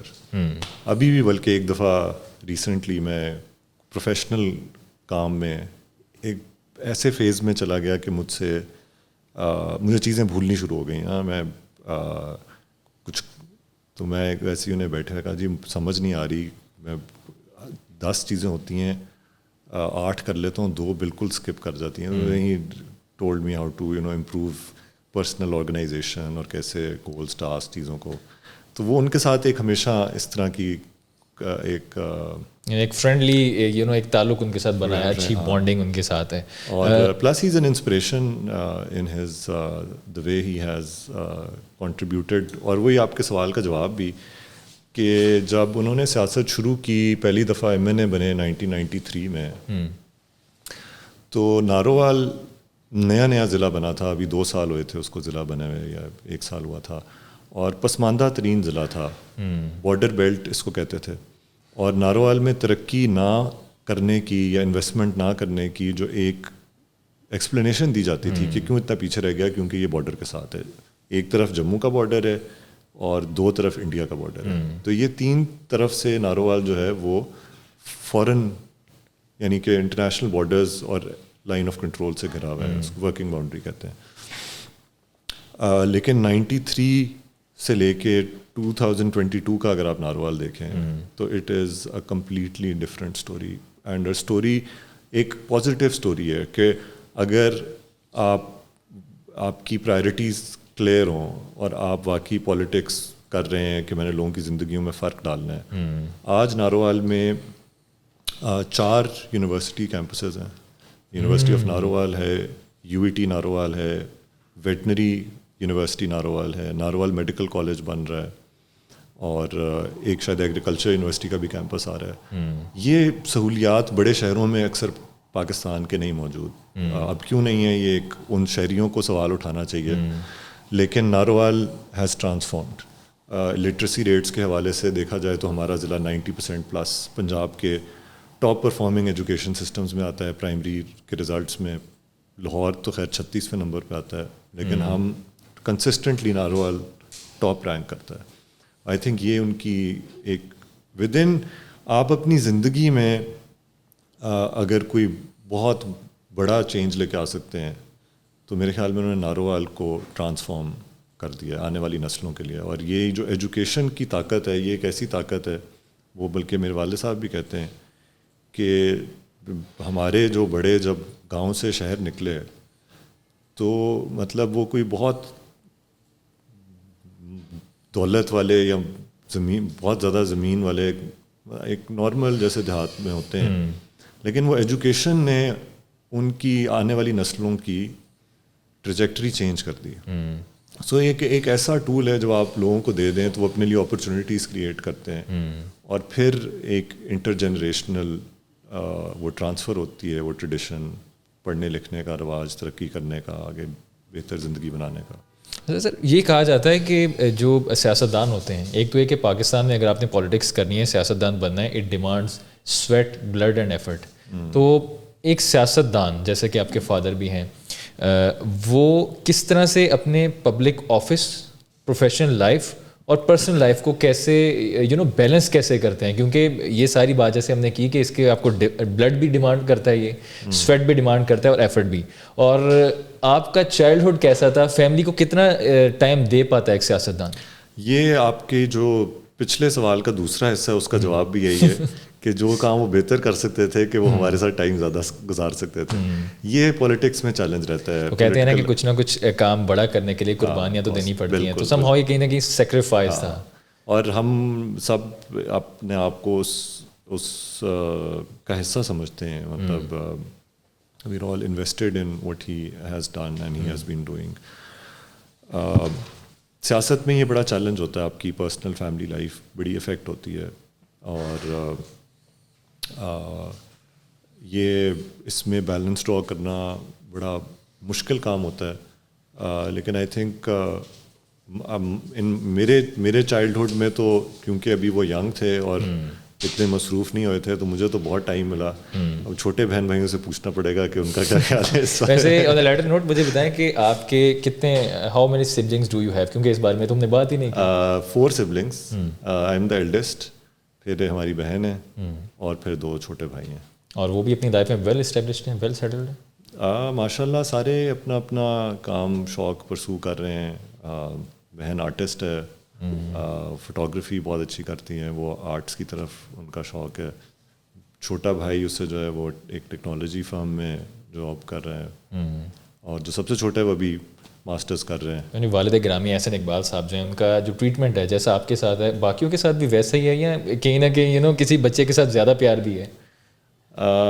باقیوں سے پوچھیں گے تو وہ کہیں گے نہیں احمد بھائی سے زیادہ ہے. ویسے بھی کہا جاتا ہے کہ جو سب سے بڑی اور پہلی اولاد ہوتی ہے نا اس سے والد یا والدہ کا نا زیادہ یا اس سے بہت زیادہ پیار محبت ہوتی ہے. جو سب سے چھوٹا ہوتا ہے وہ لاڈلا ہوتا ہے. لیکن میرے خیال میں برابر ہے وہ کافی. اس میں ابو کی خاص طور پہ یہ بات بڑی اچھی ہے کہ وہ جتنے مرضی مصروف ہوں دنیا کے جس بھی کونے میں ہوں ہم لوگ یا وہ ریگولرلی وہ کال کم از کم ضرور کر کے رات کو جتنے مرضی لیٹ بھی ہو جائیں تو وہ کال کر کے پوچھتے ضرور ہیں کیا ہوا, کیسا دن گزرا, جو کہ بڑا مشکل, یہ بھی بڑا مشکل ہوتا ہے جس طرح کی ان کی روٹین ہے یہ. But he is always got that thing with ہم.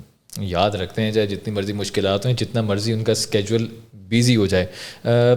اگر دیکھا جائے آج کل کے ٹریڈیشنل میڈیا میں, الیکٹرانک میڈیا میں, ویدر اٹس ٹی وی اور نیوز پیپر, سیاسی بیانات بنانے کی یا سیاسی بیانات دکھانے کی یہ ایک مشینری بن چکا ہے, ایک ٹول بن چکا ہے.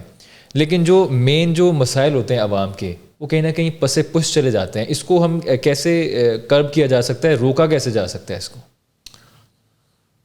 پتہ نہیں, یہ بڑا مشکل سوال ہے. بڑا پوری دنیا اس سے اس وقت اسٹرگل کر رہی ہے. یہ اب ہر ملک کی سیاست میں یہ ڈیوائسونیس اور ایک تلخی آ گئی ہے, اور ظاہر میڈیا بھی اس کو فالو کر رہا ہے. لیکن میرے خیال میں اب ٹیکنالوجی کے بعد لوگوں کو زیادہ چوائس مل گئی ہے. یہ جو ڈیجیٹل دنیا ہے اس میں لوگوں کو زیادہ چوائس مل گئی ہے کہ اگر آپ کو ٹی وی کرکٹ کی لیٹسٹ خبریں نہیں سنا رہا تو انسٹاگرام اور ٹک ٹاک اور اس پہ اتنی زیادہ زبردست قسم کے چینلز ہیں کرکٹ کے.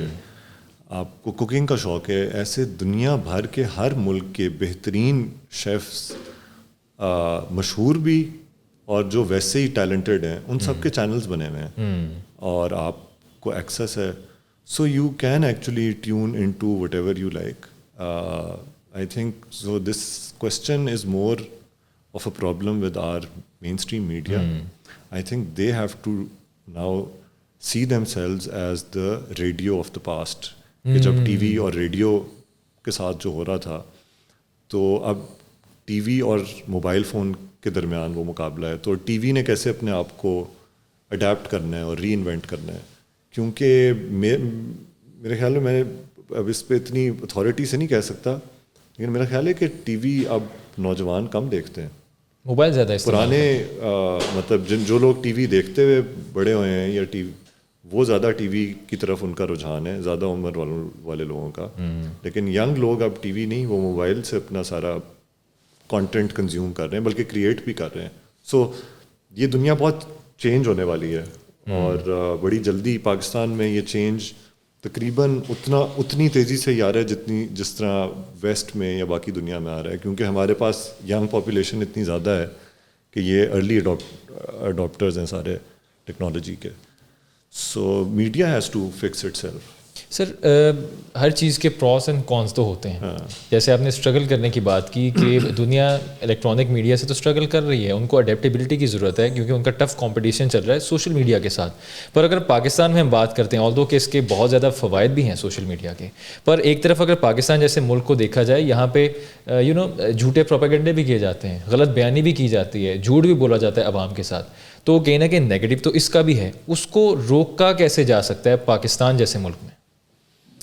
دنیا بھر میں اب یہ فیک نیوز کی بیماری پھیل چکی ہوئی ہے اور پولیٹکس میں خاص طور پہ زیادہ اثر انداز کر رہی ہے. کچھ تو کام ڈیجیٹل پلیٹ فارمز کے اوپر ذمہ داری آتی ہے کہ وہ ریگرس فیکٹ چیکنگ کریں, اور اس طرح کے جو سورسز ہیں خاص طور پہ جو ویب سائٹس ہیں جو فیک نیوز پروپگیٹ کرتی ہیں, ان کے پاس الگورتھمک کنٹرول ہوتا ہے, یہ چیزوں کو پروموٹ یا ڈیموٹ یا کر سکتے ہیں. ایگزیکٹلی. تو آئی تھنک ایک تو رسپانسبلٹی ہے جو پلیٹ فارمز ہیں ان کے اوپر ہے, اور اس رسپانسبلٹی کے ساتھ تھوڑا سا ان کا کمرشل انٹرسٹ کمپیٹ کرتا ہے, کیونکہ فیک نیوز اور جو بات آپ سننا چاہتے ہیں وہ اگر آپ کو سنائی جا رہی ہے تو آپ کی کنزمپشن بڑھتی ہے. It works like a drug, digital media, social media. تو اگر آپ فیک نیوز پہ زیادہ کریک ڈاؤن کریں تو آپ کا یوزیج کم ہوگا. اور سو یہ ایک رسپانسبلٹی. اور دوسرا میرا خیال ہے کہ اب ہم سارے جو کنزیومرز ہیں آف ڈیجیٹل کانٹینٹ, ہم اتنے کنیکٹڈ ہیں اور ہمارے پاس اتنی ایکسیس ہے کہ کم از کم کوئی بات سن کے نا, کوئی نئی بات سنی یا کوئی ایسی چیز جو آپ کو بڑا شاک کرتی ہے, آئی تھنک اب ہمارا انسٹنکٹ یہ ہونا چاہیے کہ لیٹ می چیک, میں ذرا چیک تو کروں کہ یہ واقعی صحیح ہے کہ نہیں ہے. اور خاص طور پہ اگر آپ نے اپنے پلیٹ فارمز فکس کر لیے نا کہ میں نے بس یہی چینل دیکھنا ہے اور وہ چینل نہیں دیکھنا, پھر تو آپ کو اس کی بہت زیادہ ضرورت ہے. کیونکہ آپ نے اپنے ارد گرد دیکھیں تو زیادہ تر جو لوگ ان چیزوں پہ بلیو کرتے ہیں وہ وہی ہیں جو فکسیٹڈ ہیں, وہ صرف ایک چینل کی خبریں سن رہے ہیں, کسی بھی سائٹ پہ ہو سکتے ہیں دیٹ, اور وہ چینل اب وہی فیڈ کر رہا ہے جو آپ سننا چاہتے ہیں. سو یہ ایک دنیا میں بہت بڑا مسئلہ بن گیا ہے. یہ ان کو ایکو چیمبرز کہتے ہیں کہ آپ کو وہی آوازیں سننے کو مل رہی ہیں جو آپ سننا چاہتے ہیں. اور ویسے بھی اسلام ہمیں یہ کہتا ہے کہ کوئی بھی اگر بات سنو تو اس کی تصدیق ضرور کر لیا کرو. تصدیق کرنا بہت ضروری ہے. سر اس کے ساتھ ہی میں ایک آلدو یو ہیو آلریڈی سیڈ کہ آپ کی پولیٹیکل افیلیشن بالکل بھی نہیں ہے, ناٹ ایٹ آل, لیکن اس سے ملتا جلتا ایک سوال میرے پاس ہے. سر آپ کو نہیں لگتا کہ پاکستان مسلم لیگ نواز جس طرح دوسری دیگر جماعتیں ہیں, تحریک انصاف ہو گئی یا دوسری کوئی جماعتیں ہیں, وہ جتنے پرو ایکٹیولی سوشل میڈیا کو یوز کر کے اپنے نیریٹو کو پھیلا رہی ہیں, Pakistan P M L N کہیں نہ کہیں لیگ کر رہی ہے اپنا بیانیہ اپنے نیریٹو کو پروپیگیٹ کرنے میں یا پھیلانے میں؟ آئی تھنک سوشل میڈیا کو پی ٹی آئی نے بہت پہلے امبریس کر لیا تھا باقی پولیٹیکل پارٹیز سے, اور اس کی وجہ سے وہ they are ahead of the curve. جب 2009 کا شاید جلسہ غالباً خان صاحب کا مینار پاکستان پہ ہوا, 11 میں, اس وقت جو فیس بک گروپس تھے اس وقت کے جو سب سے زیادہ وائڈلی یوزڈ ایک میڈیم تھا, فیس بک گروپس کا ایکچولی اس میں بہت کلیدی کردار تھا. اب تو کوئی فیس بک گروپس یوز ہی نہیں کرتا, but they have always been using these technologies very well, better than other political parties. اس وجہ سے وہ آگے ہیں. دوسری چیز یہ کہ میرا جہاں تک میری اطلاع ہے, غلط بھی ہو سکتی ہے, کہ پی ٹی آئی سوشل میڈیا پہ بہت زیادہ انویسٹ کرتی ہے, ایز این مطلب پیسے انویسٹ کرتے ہیں, اس پہ خرچہ کرتے ہیں, اور وہ اس کو ایک سینٹرل پارٹ دیکھتے ہیں اپنی پولیٹیکل میسیجنگ کا. تو ان کی ساری جو نیریٹو بلڈنگ ہے, ساری کی ساری جو پولیٹکس ہے, وہ ہوتی ہی اب تھرو دس میڈیم ہے. ہماری ٹریڈیشنل پارٹیز جو ہیں وہ ساری ابھی پیچھے ہیں تھوڑا سا اس کو اڈیپٹ کرنے میں. آلدو جو ینگ لوگ ہیں پارٹی میں وہ they are trying to make a difference, they are catching up, but کچھ میرا خیال ہے اس میں جو پارٹیز کی ایک کمپوزیشن ہے اس پر بھی فرق ہے, کیونکہ موبائل فون شہروں میں, بڑے شہروں میں جلدی آ گئے تھے, دیہاتوں میں تھوڑا بعد میں آئے, لیکن اب وہ فرق بھی مٹ رہا ہے. سو اب ٹریڈیشنل پارٹیز بھی کیچ اپ کر رہی ہیں, but P M L N کا تھوڑا سا I think compare to P T I اور P M L N definitely P T I آگے ہے, اور اس کی وجہ یہی ہے کہ وہ ان کی ساری پالیٹکس ہے ہی around social media. But it's also easier, it's جیسے ابھی ملتان میں الیکشن ہوا تو گیلانی صاحب نے بتایا کہ انہوں نے اس چیز کو آئیڈینٹیفائی کر لیا کہ ہمارا مقابلہ جو ہے وہ عمران خان سے نہیں, وہ فون سے. تو انہوں نے گھر گھر جا کے door to door traditional door knocking والی پرسنل پالیٹکس کی, لوگوں کو جا کے ان کے ساتھ انگیج کیا, پرسنلی انگیج کیا. آئی تھنک دیٹ سو یہ بھی نہیں ہے کہ یہ کوئی ایسی کوئی پرماننٹ برین واشنگ والا ٹول ہے, بس یہ کہ ایکسیس زیادہ ہے. لوگ اگر آپ ابھی بھی میں فون اٹھائیں گے تو آپ کو کانٹینٹ زیادہ دیکھنے کو ملے گا, کیونکہ انہوں نے بھرمار اتنی زیادہ کی ہوئی ہے. سر اسی کے ساتھ ہی میں جاؤں گا اپنے اگلے سوال پہ. If you hail from a political family, جیسے آپ نے پہلے بتایا کہ پریشر کسی قسم کا نہیں ہوتا, تو سر پریویلیجز ہوتے ہیں اس کے, کس قسم کے پریویلیجز ہوتے ہیں اگر ہیں تو؟ پریویلیجز بھی ہوتے ہیں, پریشرز بھی ہوتے ہیں. privileged, I consider myself very privileged in Pakistan, کیونکہ ایک آئیڈینٹی الحمدللہ جو میری فادر کی پالیٹکس میں ٹریک ریکارڈ ہے وہ ہر طرف سے ایک پریولیج ہی ہوتا ہے کہ آپ کو لوگ اچھی طرح رسپیکٹ کرتے ہیں. اور پریشر یہ ہوتا ہے کہ you want to be a part of the solution and not a part of the problem. So وہ پریشر یہی ہوتا ہے کہ آپ اس لیگسی کا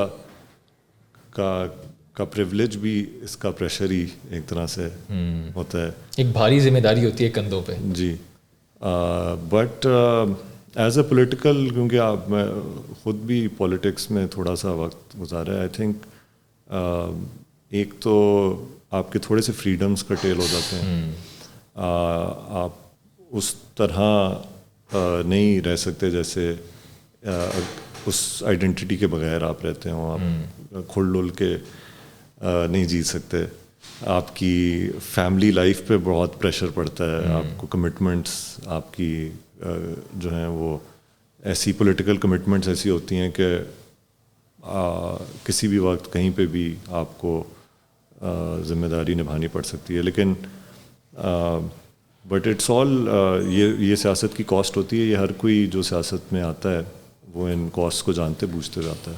سر پاکستانی ہیں جتنے بھی ہیں ساؤتھ ایشینس, یہ چاہتے ہیں کہ ہم ابراڈ جائیں, وہاں پہ پڑھیں, سیٹل ہو جائیں لائف میں. لیکن آپ باہر گئے, آپ نے جا کے ورلڈ بینک پہ ایز اے کنسلٹنٹ کام کیا, اس کے بعد ورلڈ ریسورسز انسٹیٹیوٹ پہ آپ نے کام کیا, تو وہاں کام کرنے کے بعد آپ واپس آ گئے. اس کی کیا وجہ تھی؟ کیونکہ پاکستانی تو وہاں پہ جانے کو ترستے ہیں اور چاہتے ہیں کہ ہم جا کے وہاں پہ سیٹل ہوں. آپ ویل سیٹل تھے, آپ واپس آ گئے. اور شاید میرا پریولیج مجھے واپس لے آیا. بٹ میرے لیے واپس آنے کے علاوہ کوئی آپشن تھا نہیں جب میں گیا تھا. میں آپ کو بتایا, میں زندگی میں ایک ایکسرسائز بہت پہلے کر لی تھی کہ کیا کرنا ہے. تو اس پلان میں یہی تھا کہ میں نے باہر جا کے اچھی ایجوکیشن لے کے پاکستان واپس آنا ہے. اور پاکستان کا کرائسس بھی اب یہی ہے کہ یہاں understandably so, nothing against anyone who leaves this country, this is becoming a very hard difficult place to live, especially if you are not privileged. If you are privileged, then Pakistan works exceptionally well for you. آپ کے سارے کام بھی ہو جاتے ہیں جو routine میں کسی کے بھی ہونے چاہیے. لیکن یہاں پہ اس وقت یہ حالات ہیں کہ total break down of services. آپ سرکاری ہسپتال, کوئی عام مطلب کوئی بھی شہری اگر جاتا ہے سرکاری ہسپتال میں تو اس کے لیے بغیر سفارش کے علاج کروانا مشکل ہے. شناختی کارڈ جیسی چیزوں پر خیر نادرا تو پھر بھی ایک ریلیٹیولی بیٹر آرگنائزیشن ہے, بٹ یہاں پر جنرلی چیزیں مشکل ہیں. آپ کسی پراپرٹی کے ڈسپیوٹ میں پھنس جائیں, لوگ پھنسے ہی رہتے ہیں, ساری زندگی پھنسے رہتے ہیں. کسی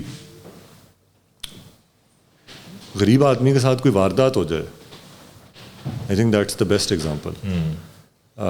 تھانہ کچہری کیونکہ سیاست کا اتنا ایک فنڈامنٹل پارٹ ہے ہمارے یہاں, تو یہ لیسن میں نے بہت شروع میں سیاست کے سیکھ لیا تھا کہ یہاں پہ غریب آدمی کے ساتھ اگر کوئی زیادتی ہو جاتی ہے تو تھانے میں جا کر اس بیچارے سے اور زیادہ زیادتی ہوتی ہے. یعنی کہ وہ جہاں انصاف تلاش کرنے جاتا ہے وہ انصاف فراہم کرنے والے ادارے بھی جو ہیں اس کو مجبور کرتے ہیں کہ وہ ہتھیار ڈال دے. اور سو اصل جو مسئلہ ہے وہ طاقتور اور کمزور کا ہے اس ملک میں. اور میرے خیال میں یہ فرق مٹانا جو ہے یہ زیادہ یہ چیزیں بڑھتی جا رہی ہیں. اور اگر پولیٹیکل پارٹیز ہی اس مسئلے کو حل کر سکتی ہیں ریفارم سسٹم میں, جینون ریفارم لے کے آ کے. اور ایک جو بہت امپورٹنٹ بات ہے, میں اسی کانٹیکسٹ میں, یہ سسٹم ہمارا سسٹم ہے ہی نہیں. جو 1947 میں ایک آزاد ریاست بنی, اس نے ایک انگریز کے بنائے ہوئے کلونیل سسٹم کو اپنا سسٹم بنا لیا. اس کلونیل سسٹم میں انہی دفتروں میں انگریز افسران بیٹھے ہوتے تھے اور ہم ان کے سبجیکٹس تھے. ہم تو شہری نہیں تھے نا, وہ تو یہاں رول کرنے آئے تھے, کنٹرول کر رہے تھے. تو کلونیل ایک پورا مائنڈ سیٹ لے کے آئے تھے. وہ ٹھیک ہے, انہوں نے تھانے بنا کے دیے, کچہریاں بنا کے دیں, لیکن ابھی بھی جو طاقت کا فرق ہے وہ بہت زیادہ ہے. یہ یہاں پہ ان سسٹمز کو میرے خیال میں ریفارم کرنے کی ضرورت ہے, ان کے اندر ایمپتھی لانے کی ضرورت ہے. اور یہی پاکستان کی آئی تھنک سیاست کا جو ایک پریسنگ ترین ایشو ہے وہ یہی ایشو ہے کہ آپ کیسے ایک برابر معاشرہ تشکیل دے سکتے ہیں. وہی ایک حقیقی معنوں میں آزاد معاشرہ ہوتا ہے. آر یو ہوپ فل کہ جتنے ایک منجدار میں پاکستان پھنسا ہوا ہے, آپ ہوپ فل ہیں کہ پاکستان ول اسٹیپ آؤٹ آف اٹ, یا کتنا ٹائم لگ سکتا ہے اس میں؟ مطلب اس میں تو کوئی شک نہیں کہ اس وقت حالات کافی خراب ہیں, لیکن دیر از آلویز ہوپ. اور اسی طرح کی سچویشنز میں سے ہوپ ایمرج کرتی ہے جب آپ بہت زیادہ پیچھے چلے جاتے ہیں. میں اس پہ زیادہ سے زیادہ میں تو یہی سمجھتا ہوں کہ جو ینگ پاکستانی ہیں, young Pakistanis are the champions of hope. اور پاکستان کے پاس یہ ایک ونڈو ایگزسٹ کرتی ہے کہ جو نوجوان پاکستانی ہیں وہ اپنی ابھی سے ہم ان کو کسی طرح پروڈکٹیو ممبرز آف سوسائٹی اور اکانومی بنا سکیں, ان کو اچھا پڑھا سکیں. یہ ایڈوانٹیج بھی پاکستان کے پاس 2040-45 تک ہے. اس کے بعد جب پاکستان ایک ایجنگ کنٹری بن جائے گا تو پھر یہ والی اپرچونٹی بھی ختم ہو جائے گی. تو ایک لحاظ سے دیکھا جائے تو ہمارے پاس یہ اگلے 10-15 سال پاکستان کے لیے بہت اہم ہے, کیونکہ آپ اس جنریشن میں بھی انویسٹ کر رہے ہیں اور اس نے ریٹرنز دینے ہیں. اور دوسری بات یہ کہ یہ زیادہ ان کو وائس زیادہ ملی ہوئی ہے. یہ ٹک ٹاک پہ سٹارز بن جاتے ہیں اگر ان میں ٹیلنٹ ہو. یہ ٹیلنٹ تو اس میں نو ڈاؤٹ بہت زیادہ ہے پاکستانی قوم میں. آپ کوئی بھی فیلڈ اٹھا کے دیکھیں, لوگ یہ کہتے ہیں کہ ٹیلنٹ بہت زیادہ ہے لیکن اپرچونیٹیز اس کے مقابلے بہت کم ہیں. خیر, مشکلات ضرور ہیں لیکن مشکلات کے بعد ہمیشہ آسانی آتی ہے. اینی میسج فار یوتھ کے لیے سب سے بڑا میسج تو یہ ہے کہ ہم سب اپنے آپ کو پاکستان کا ایک برابر کا شہری پہلے خود تصور کریں, اور کچھ تھوڑا سا سوچیں کہ آپ کیسا پاکستان دیکھنا چاہتے ہیں اور آپ کے لیے کون سے ایشوز امپورٹنٹ ہیں, اور پھر ان پر آواز اٹھائیں. اور اب یہ جو every citizen has a voice now with digital and social media. So ask for the right things. آپ وہ چیزیں مانگیں جن کی آپ کو واقعی ضرورت ہے, اور کسی کے پیچھے لگنے سے پہلے بھی سوچیں کہ یہ بات کیا کر رہا ہے, اور کیا یہ میری ایسپریشنز کو کسی طرح فیڈ کرتی ہے, یا یہ میرے گولز اور ڈریمز کے ساتھ الائنڈ ہے. تو آج کا نوجوان اگر 19-20 سال کا چور کی اور جھوٹے کی سیاست کا اگر وکٹم بن گیا تو پھر تو ہوپ نہیں ہے. لیکن آج کا نوجوان اگر پولیٹیکل پارٹیز کو فورس کرتا ہے کہ وہ اپنے نیریٹیوز چینج کریں, وہ شہری کی بات کریں, اور وہ ان ایشوز کی بات کریں جو واقعی اس کی زندگی پہ اثر ڈالتے ہیں, تو پھر there is hope. Sir thank you so much for your time. It was lovely talking to you. بہت مزہ آیا, اور ہم امید کرتے ہیں کہ آپ کے جتنے بھی ایمبیشنز ہیں اور جتنے بھی گولز ہیں وہ نہ صرف اکمپلش ہوں بلکہ پاکستان کو اس کے ان ون وے اور دی ادر پاکستان کو اس سے فائدہ ہو. اور ہم دعا گو ہیں کہ آپ جو ہے قدم بقدم ترقی کے سفر اپنا جاری رکھیں. اینڈ ود دس ہمیں لینی آپ سے اجازت. آپ دیکھ رہے ہیں meet Pakistan, and this is Haseeb Malik. Until then, اللہ حافظ.